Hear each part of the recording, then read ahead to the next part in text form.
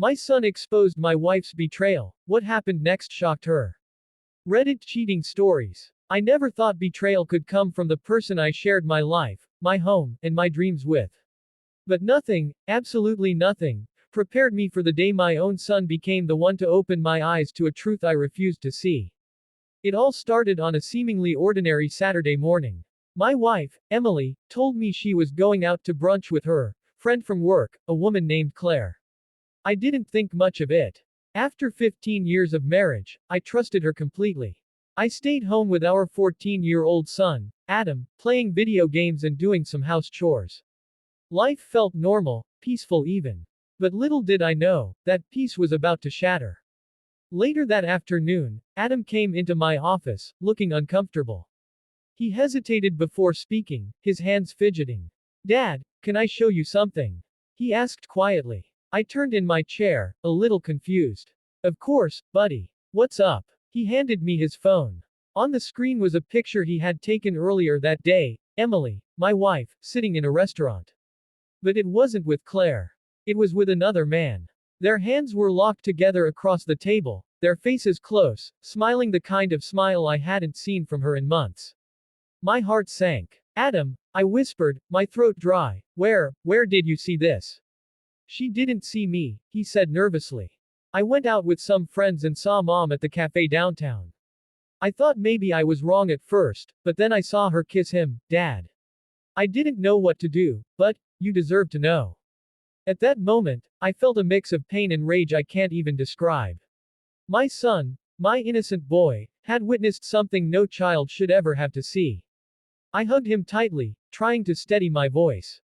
"You did the right thing, Adam. I'm proud of you." That night, Emily came home smiling, acting as if nothing had happened. She kissed me on the cheek, asked what we wanted for dinner, and chatted with Adam like it was just another evening.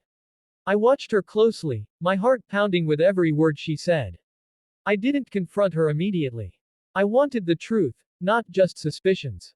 So, over the next few days, I quietly gathered evidence. Her messages, her late night meetings, and the subtle changes in her behavior all began to make sense. She was cheating. When I finally confronted her, it was a moment that will forever be burned into my memory. "Emily," I said, my voice trembling but calm. "Who's the man you've been seeing?" Her face went pale. What are you talking about?" I showed her the photos Adam had taken, the messages I'd found, the receipts from restaurants she never mentioned. For a moment, the room went silent, only the sound of her breathing filled the air. Then, tears welled in her eyes. "Mark, I'm so sorry," she whispered. "It just happened. I didn't mean to hurt you." "Didn't mean to," I snapped, my voice breaking. "You lied to me for months. You involved our son in your deceit without even knowing it." She broke down crying, apologizing over and over, but it didn't matter. The damage was done. What crushed me most wasn't the betrayal itself, it was realizing how deeply I had loved someone who could look me in the eye every day and still betray me. For Adam's sake, I tried to stay civil. But the tension in the house grew unbearable. Adam started avoiding his mother, barely speaking to her.